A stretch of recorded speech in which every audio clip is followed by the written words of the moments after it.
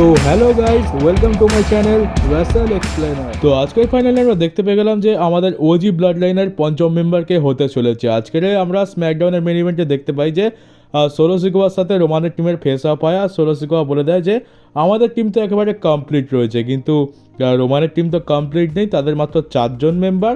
আর যদি Roman solo সিকোয়ার পুরো টিমকে অ্যাকনলেজ করে নেয়, সোলো সিকোয়াকে অ্যাকনলেজ করে নেয়, তাহলে কিন্তু সোলো সিকোয়া, রোমান আর তার বাকি যে মেম্বাররা রয়েছে স্যামিজেন, জিমিউসো, জেউসো, এদের সবাইকে নিজের ব্লাড লাইনে নিয়ে নেবে। আর তারপরে পুরো ব্লাড লাইন মিলে ডাব্লিউডাব্লিউকে ডমিনেট করবে। তো এই অফারটা রোমানজেন্সকে দেয় যদি রোমানজেন্স তাকে অ্যাকনলেজ করে। তো কিন্তু রোমানজেন্স কিছু বলার আগেই আজকের আমরা দেখতে পেয়ে যাই পল হেমানের রিটার্ন হয়ে যায়। আমরা শুনতে পাই ladies and gentleman, my name is Paul Heman. তো রিয়াকশনও তেমন ছিল ক্রাউডের। আর পল হেমান এসে ইন্ট্রোডিউস করে ব্লাড লাইনের 5th মেম্বার, যে হচ্ছে সিএম পাঙ্ক। সিএম পাঙ্ক এখানে এসে রোমানের টিম জয়েন করে নেয়। তারপর আমরা এদের মধ্যে ব্রল দেখতে পাই। এখানে সোলো সিকোয়ার টিমকে তো মেরে তাড়িয়ে দেওয়া হয়। আর সিএম পাঙ্ক আর রোমানজেন্সের একটা ফেস আপও আমরা দেখতে পাই। সিএম পাঙ্ক এখানে রোমানজেন্সকে বলে দেয় যে আমি এখানে তোর জন্য আসিনি, আমি তোর মুখ চেয়ে এখানে আসিনি, আমি শুধুমাত্র পল হেমানের জন্য এসেছি। তো এখানে সিএম পাঙ্ক আর রোমানজেন্স কিন্তু সেম পেজে নেই। ভবিষ্যতে এদের মধ্যে একটা বড়সড় ম্যাচ আমরা দেখতে পাবো, তার টিজ আমরা এখনই দেখতে পেয়ে গেছি। তো সিএম পাঙ্ক যেহেতু এখন রোমানের টিমের 5th মেম্বার হয়ে গেছে, তাহলে সেথ রলিন্সের তো আর কোনো চান্স নেই। সেথ রলিন্স তো আসবে না বলেছিল, আর সে আসলোও না। ভাবতে কেমনটা আজব লাগছে যে রোমানজেন্স হচ্ছে সেথ রলিন্সের শত্রু, তাই সেথ রলিন্স রোমানের সাহায্য করবে না। আবার রোমানের অপোজিট টিমে রয়েছে ব্রনসন রিড, যে সেথ রলিন্সের এখন সব থেকে বড় শত্রু। আবার ব্লাড লাইনের সাথেও সেথ রলিন্সের ঝামেলা বেঁধেছে। আর এখন সেথ রলিন্স যেহেতু রোমানের টিম জয়েন করছে না, তো সেথ রলিন্সের আরেকটা বড় শত্রু সিএম পাঙ্ক রোমানকে সাহায্য করতে চলে গেছে। তো ব্যাপারটা কিছুটা এই রকম হয়ে দাঁড়িয়েছে। আর আমি যেমনটা তোমাদেরকে বলেছিলাম যে সেথ রলিন্স যদি রোমানের টিম একদমই জয়েন না করে, যেটার চান্স তো কম লাগছিল, সব থেকে বেশি চান্স তো ছিল যে সেথ রলিন্স রোমানের টিম জয়েন করে নেবে। তবে সেটা যখন হয়নি, সে নিয়ে আর কথা বলে লাভও নেই। বলেছিলাম যে যদি সেথ রলিন্স জয়েন না করে, তাহলে সিএম পাঙ্ক বা ব্রক লেসনারের মধ্যে যে কোনো একজনকে পল হেমান নিয়ে আসবে। কিন্তু ব্রক লেসনার রোমানকে সাহায্য করবে, সেটাও খুব একটা ভালো দেখাচ্ছে না স্টোরি লাইন অনুযায়ী। তো এখানে সিএম পাঙ্কই একদম সব থেকে বেস্ট অপশন হবে, আর আমরা তেমনটাই দেখতে পেলাম। আর সেথ রলিন্সকে তো মনে হচ্ছে না সার্ভাইভার সিরিজের মতো একটা বড় প্রিমিয়াম লাইভ ইভেন্টে ডাব্লিউডাব্লিউ বুক না করে ছাড়বে। সেথ রলিন্সের ডেফিনেটলি একটা রোল তো থাকবেই এইখানে, আমার যা মনে হয়। কারণ এখানে দেখতে গেলে জিমিউসো, জেউসো আর স্যামিজেন বাদে প্রত্যেকটা মেম্বারই হচ্ছে, মানে ওই ব্লাড লাইনের তো হয়ে গেল, আর এই ব্লাড লাইনের প্রত্যেকটা মেম্বার সেথ রলিন্সের শত্রু, মাত্র 3জন বাদে। 10 জনের মধ্যে 7 জন তো সেথ রলিন্সের একেবারে চোখের বিষ। তো সেথ রলিন্স কিছু একটা তো করবে ওয়ার গেমস ম্যাচে, এটা আমার মনে হয়। আর সেথ রলিন্সের মতো একজন বড় স্টারকে ডাব্লিউডাব্লিউ এত বড় একটা প্রিমিয়াম লাইভ ইভেন্টে বুক করবেন, এটা তো হতেই পারে না। তো ডেফিনেটলি আমার তো মনে হচ্ছে সার্ভাইভার সিরিজে আমরা সেথ রলিন্সকে কিছু একটা করতে দেখতে পাবোই। এবার আসছে একটা বড় সমস্যার বিষয়, আর সেটা হচ্ছে যে তোমরা কি কেউ নোটিস করেছো যে আজকের পল হেমান কেমন ড্রেস পরে এসেছিল? পল হেমান সাধারণত স্যুট বুট টাই পরে আসে, বেশ একদম দারুণ দেখতে লাগে, কিন্তু আজকেরও স্যুট বুট পরে এসেছিলো, তবে একটু আলাদা রকমের। তোমরা অবশ্যই বুঝে গেছো, আজকের পল হেমান পুরোপুরি সোলো সিকোয়ার মতো ড্রেস পরে এসেছিলো। এরকম ড্রেস কিন্তু সোলো সিকোয়াই পরে, ভেতরে লাল কালারের টি শার্ট, পকেটে লাল রুমাল, আর কালো স্যুট, কালো প্যান্ট, কালো বুট। এটা কিন্তু সোলো সিকোয়াই পরে আসে। সোলো সিকোয়ার মতো আজকে জামাকাপড় পরে আসছে পল হেমান, যেটা পল হেমান আজ পর্যন্ত কখনো পরেনি। তো এটা থেকে আমরা কি টিপস পাচ্ছি? আমরা কি সার্ভাইভার সিরিজে একটা বড় সড়ো কিছু দেখতে পেতে চলেছি? রোমানের ওপর কি পল হেমান টার্ন করতে পারে, তারই কি এটা একটা টিজ? তো দেখতে গেলে এটা চান্স তো রয়েছে, কারণ ডাব্লিউডাব্লিউ যদি চাইতো তো সিএম পাঙ্কের রিটার্নটাকে একেবারে সারপ্রাইজ রাখতে পারতো, আর একেবারে ওয়ার গেমসের দিনই আমরা সিএম পাঙ্কের রিটার্ন দেখতে পেতাম।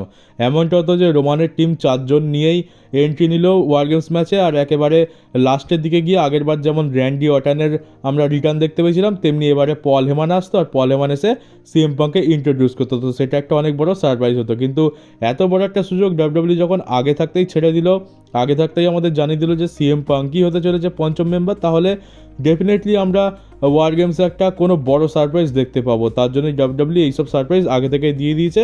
সিএম পাঙ্ক রিটার্নটা আগে থেকেই আমাদের দেখিয়ে দিল, কারণ ওয়ার গেমসে আমাদের জন্য বড় কোনো সারপ্রাইজ অপেক্ষা করছে। তো সেটা কী হতে পারে? রকেট রিটার্ন হতে পারে, সেথ রলিন্স কিছু একটা বড় কিছু ঘটিয়ে বসতে পারে, বা অন্য কিছু একটা দেখতে পেতে পারি, পল হেমানও রোমানের উপর টার্ন করতে পারে। তো এই রকম একটা সিচুয়েশান হয়ে গেছে। তো আমি বলবো ভালোই হয়েছে, এটা করে সার্ভাইভার সিরিজ ওয়ার গেমসের ম্যাচটা আরও বেশি মজাদার হয়ে গেছে। মানে কখন কি ঘটে যাবে কেউ জানে না, কিন্তু কিছু তো একটা ঘটতে চলেছে। তবে এটা একটু আজব লাগছে যে ব্লাড লাইনের স্টোরিটা একটু খুব তাড়াতাড়ি প্রগ্রেস করছে, আর এর জন্য আমি দেখছিলাম যে সোশ্যাল মিডিয়াতে, টুইটারে ডাব্লিউডাব্লিউকে খুবই ক্রিটিসাইজ করা হচ্ছে যে রোমানের ব্লাড লাইনের স্টোরিটা খুবই তাড়াতাড়ি প্রগ্রেস করা হচ্ছে। আর দেখতে গেলে এটা একদম ঠিকই। তোমরা দেখো প্রথমে জিমি উসো এলো আর তার পরের সপ্তাহতেই জে উসোর সাথে জয়েন হয়ে গেল। তারপর জে উসো আসার পরের সপ্তাহতেই স্যামি জেনের গল্প আমরা দেখতে পেয়ে গেলাম। স্যামি জেনও এক সপ্তাহের মধ্যে রোমানের টিম জয়েন করে নিল। আর আগের সপ্তাহে আমরা পল হেমানের একটা টিজ দেখতে পেলাম যে পল হেমান হয়তো সার্ভাইভার সিরিজে আসবে, কিন্তু তা নয়।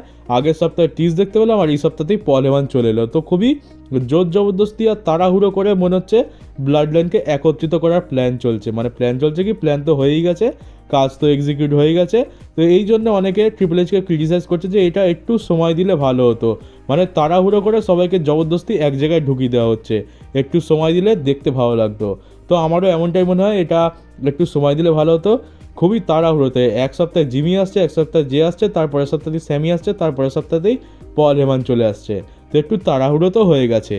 তবে এবার একটা ভালো জিনিস হচ্ছে যে রোমানের টিমে যেহেতু সিএম পাঙ্ক রয়েছে, তো এবার তো রোমানের টিম হারবে বলে মনে হয় না। কারণ যে টিমে সিএম পাঙ্ক থাকে, রোমান রেন্স থাকে, সেই টিম তো হেরে গেলে খুব একটা ভালো তো দেখায় না। এইবার আমি বলেছিলাম যে রোমানকে প্রথমে হারানো দরকার ছিল, কারণ সোলো সিকোয়ার টিমটাকে বড় দেখাতে হতো। তো রোমানকে তখন পিন করে দিয়েছিল, তোমাদের খারাপ লেগেছিল, কিন্তু এখন চলে এসছে রোমানকে বড় দেখানোর। তো সার্ভাইভার সিরিজে রোমানের টিমই জিতবে আর রোমান সোলো সিকোয়া তার দলবলকে হারিয়ে তার উলাফালা মালাটা ফেরত নিয়ে নেবে আর সে হয়ে যাবে অরিজিনাল ট্রাইবাল চিফ। আর উলাফালা মালা স্টোরিটা তাড়াতাড়ি শেষ করতে হবে, কারণ তারপরে আরও বড় ব্লাড লাইনের স্টোরি ওয়েট করছে। তো প্রথমে তো এই স্টোরিটা এন্ড হোক, তারপরে আমরা বড় একটা স্টোরি নতুন মোড় দেখতে পাবো, যেটা টিজ তো আমরা এখন থেকেই দেখতে পাচ্ছি। সিএম পাঙ্কের রিটার্নটা তো সারপ্রাইজ ছিলই, কিন্তু সার্ভাইভার সিরিজে আমার মতে আরও বড় একটা সারপ্রাইজ আমাদের জন্য ওয়েট করছে। তো দেখা যাক সেটা কি হয়। আমরা তো জাস্ট প্রেডিকশন করতে পারি, কিন্তু আসল জিনিস তো আমরা ওয়ার গেমসের দিনই দেখতে পাবো। আর তাছাড়া আজকে আমরা কোড রোজের ক্যারেক্টারের মধ্যে একটা বড় চেঞ্জ দেখতে পাই। আজকের কোড রোজকে খুবই অ্যাগ্রেসিভভাবে ডাব্লিউডাব্লিউ বুক করেছে। আজকের হাতাহাতি কিছু হয়নি, কেভিন ওভেন্সের সাথে প্রোমো কাট করেছে, কিন্তু আজকের প্রোমোটা দেখে তোমাদের একটু ভালো লাগবে যে কোডি রোজের ক্যারেক্টারের সামান্য কিছু চেঞ্জ এসছে। আগে যেমন একদম কোডি রোজ বেবি ফেস, তো পুরো বেবি ফেসের মধ্যে কথা বলতো, একদম সব কিছু ভালো, কোনো জায়গায় খারাপ কিছু নেই, একদম সাধুর মতো কথা বলছে। ওইটা দেখতে অতটা ভালো লাগে না, অতটাও ভালো হলে চলে না। তো আজকের একটু প্রোমোতে আমরা একটু অন্যরকম টোন দেখতে পেলাম। কোডি রোজ একটু অ্যাগ্রেসিভ হয়েছে। মাঝখানে এজে স্টাইলসের সময় ডাব্লিউডাব্লিউ যখন চলছিল তখন একটু অ্যাগ্রেসিভ হয়েছিল, কিন্তু তারপরে আবার পুরো ঠান্ডা হয়ে গেছিলো। এখন আবার সেই অ্যাগ্রেসিভনেসটা ফিরে এসছে। তো আশা করবো যে এইটাই যেন কন্টিনিউ থাকে, কারণ একজন চ্যাম্পিয়ন এত নরম আর সাদাসিধে হলে তো খুব একটা ভালো দেখায় না। তো এইটা একটু দেখতে হবে ডাব্লিউডাব্লিউকে। আর আজকের কেভিন ওভেন্স এখানে তার পুরো যে ফ্রাস্ট্রেশন রয়েছে আর কেন সেই সব করছে সেটাও রিভিল করে। কেভিন ওভেন্স বলে যে আমি রোমানের ব্লাড লাইনের সাথে লড়তে 4 বছর সময় কাটিয়ে দিয়েছি, আমার ক্যারিয়ার প্রায় শেষ হয়ে গেছিলো রোমান রেন্সের জন্য। আর আমরা রেসলমেনিয়াতে এত কিছু করার পরে শেষ পর্যন্ত রোমান রেন্সকে হারানো হলো, আমি তোর পাশে ছিলাম, আমরা সবাই সেলিব্রেট করেছি একসাথে, আর শেষ পর্যন্ত কিনা তুই নিজেই গিয়ে রোমানের টিম জয়েন করলি, রোমানকে সাহায্য করছিস, সেইটা আমি একদমই মেনে নিতে পারি না। তো সেই জন্যই রোমানের ওপরে এখানে, রোমান নয় কোডির ওপরে কেভিন ওভেন্স এখানে টার্ন করেছে। আর তারপরে কোডি রোজ সেখানে সমস্ত দোষ কেভিন ওভেন্সের ওপরে দিয়ে দেয় যে কেভিন ওভেন্সই হচ্ছে প্রধান কারণ যার জন্য কেভিন ওভেন্স ওপরে উঠতে পারে না। কেভিন ওভেন্সের সাথে কোডির যখন ম্যাচ ছিল তখন একটা সময় দেখতে পেয়েছিলাম যে এখানে কেভিন ওভেন্সের কাছে সুযোগ ছিল যে কেভিন ওভেন্স কোডিকে পাওয়ার বম মেরে ম্যাচ শেষ করতে পারতো, কিন্তু কেভিন ওভেন্স সেখানে পাওয়ার বম মারেনি, সে ভালো মানুষই দেখাতে গেল, আর যার ফলে কোডি রোজ তাকে হারিয়ে দিল। তো এখানে কোডি রোজ কেভিন ওভেন্সকেই দোষ দিচ্ছে যে তুই নিজের দোষে নিজেই হেরেছিস। তো এটা কেমন কথা হলো যে কেভিন ওভেন্স কোডি রোজের উপর দয়া দেখিয়ে কোডি রোজকে রিংয়ের প্লেনে পাওয়ার বম মারলো না, যাতে তার কোডি রোজের বেশি চোট না লাগে। আর কোডি রোজ কেভিন ওভেন্সকে এখন বলছে যে এটা তোর দোষ, তুই কেন আমাকে মারবি না। তো লোকের তো ভাই ভালো করতে নেই। আর এখন দেখা যাক যে সার্ভাইভার সিরিজে আমরা কেভিন ওভেন্স ভার্সেস কোডি রোজের মধ্যে যে ম্যাচটা দেখতে পাই সেখানে ডাব্লিউডাব্লিউ কি করে, কারণ এখানে দুজনের মধ্যে কাউকেই তো হারাতে পারবে না। কেভিন ওভেন্সের এখন ক্যারেক্টারটা দারুণ চলছে। কেভিন ওভেন্স যদি এত বড় বড় বাতেলা ঝেড়ে এত বড় বড় কাণ্ড ঘটিয়ে যদি হেরে যায়, তাহলে কেভিন ওভেন্সের ক্যারেক্টারের জন্য ভালো হবে না। আর কোডি তো ভাই হারবে না। তো ডাব্লিউডাব্লিউ এখানে কী করে সেটাই এখন দেখতে হয়। আর হ্যাঁ, একটা কথা হচ্ছে যে পরের সপ্তাহে যে স্ম্যাকডাউনটা হবে সেটা ডাব্লিউডাব্লিউ আগে থেকেই টেপ করে রাখবে, মানে আজকের যে স্ম্যাকডাউন হয়েছে তারপরেই সেটা টেপ করা হয়ে গেছে। তো এইটা ডাব্লিউডাব্লিউ কেন করছে তার কোনো রিজন তো ছিল না, কিন্তু এখন রিজন জানা গেছে যে তোমরা জানো যে আমেরিকাতে এই সময় মানে ডিসেম্বরের টাইমে শীতকালের সময় তো ওখানে ফেস্টিভ্যাল চলে, ক্রিসমাস আছে, এছাড়া আরও নানা রকম ফেস্টিভ্যাল আছে। তো সেই জন্যই ডাব্লিউডাব্লিউ সুপারস্টারদের একটু ছুটি দিতে চাইছে, যাতে ওই ফেস্টিভ্যালের সময় তারা একটু আরাম করে কাটাতে পারে সময়, ফ্যামিলির সাথে ঘুরতে পারে, খেতে পারে, তো যা পারে করুক গে। তো সেই জন্যই এখন এই শোগুলোকে টেপ করে রাখছে যাতে সুপারস্টারদের একটু ছুটি দেওয়া যায়। আর আজকে স্ম্যাকডাউন আমরা এটাও দেখতে পেলাম যে জেড কার্গিলের ওপর কেউ ভয়ঙ্করভাবে অ্যাটাক করে দিয়েছে, গাড়ির ওপর তুলে আছাড় মেরে দিয়েছে, আর যার ফলে গাড়ির কাঁচ ভেঙে গেছে, জেড কার্গিলকে হসপিটালে নিয়ে যাওয়া হয়েছে। যার মানে হলো যে জেড কার্গিল আর ওমেন্স ওয়ার গেমস ম্যাচে কম্পিট করতে পারবে না। তো পরের সপ্তাহে আমরা এটা দেখতে পাবো, কারণ স্পয়লার তো আগে থেকেই পেয়ে গেছি, কিছু লিক তো এসছে। তো বেলি জেড কার্গিলকে রিপ্লেস করবে, বেলি ওয়ার গেমস ম্যাচে জেড কার্গিলের জায়গায় লড়বে। তো এটাই আমরা পরের স্ম্যাকডাউনে দেখতে পাবো। তো নাও, আমি তো ভেবেছিলাম যে সেথ রলিন্স রোমানের টিম জয়েন করবে, তারপরে ব্লাড লাইনের কেউ ইনজার্ড হয়ে যাবে, সেখানে আমরা সিএম পাঙ্ককে দেখতে পাবো। কিন্তু এখানে তো দেখতে পাচ্ছি উমেন্স ওয়ার গেমস ম্যাচে সেই রকম সিন দেখতে পাচ্ছি, জেড কার্গিল ইনজার্ড হয়ে গেল আর তার জায়গায় বেলি চলে এলো। ভাবলাম এদের জন্য হয়ে গেল ওদের জন্য। আর এরপর একটা খারাপ নিউজ রয়েছে, সেটা হচ্ছে যে ডাব্লিউডাব্লিউ নেটওয়ার্ক এখন অফিসিয়ালি বন্ধ হয়ে যাচ্ছে। আমরা এই জানুয়ারি মাস থেকে ডাব্লিউডাব্লিউ নেটওয়ার্ক পুরো শাটডাউন হয়ে যাবে, আমরা আর কিছুই দেখতে পাবো না। সব কিছু চলে যাবে নেটফ্লিক্সের ওপরে। নেটফ্লিক্স হতে চলেছে ডাব্লিউডাব্লিউর নতুন হোম। আর তোমরা আমাকে প্রায় একটা প্রশ্ন করো যে যদি ডাব্লিউডাব্লিউ নেটফ্লিক্সের ওপর চলে যায় তাহলে কি আমরা ডাব্লিউডাব্লিউ আর টিভিতে দেখতে পাবো নাকি পাবো না। তো এইটার ব্যাপারে আমি এতদিন কিছু বলিনি, কারণ আমার কাছে বলার মতো কিছু ছিল না, আমি নিজেও জানতাম না যে কি হবে। কিন্তু এখন ফাইনালি সব কিছু রিভিল হয়ে গেছে, আর নিউজটা সত্যিই খারাপ। আমরা নেটফ্লিক্সের ওপর ডাব্লিউডাব্লিউ যাওয়ার পর টিভিতে হয়তো আর কিছু দেখতে পাবো না। তো এইটা একটা অনেক বড় সমস্যা হয়ে যাচ্ছে। এর ভালো দিকও আছে, খারাপ দিকও আছে। আমি এই ভিডিওতে বেশি কিছু বলছি না, আমি এটা নিয়ে একটা ডেডিকেটেড ভিডিও বানাবো, কারণ এটা একটা অনেক বড় টপিক, এটা নিয়ে কথা বলতে গেলে অনেকটা টাইম লাগবে। আর ভিডিওটা তোমরা সোমবার পেয়ে যাবে, কারণ আমি রবিবার প্রচণ্ড বিজি থাকি, রবিবার আমার হয়ে ওঠে না। আর তোমরা নোটিস করলে দেখতে হবে যে আমি রবিবার করে খুব একটা কিন্তু ভিডিও দিতে পারি না।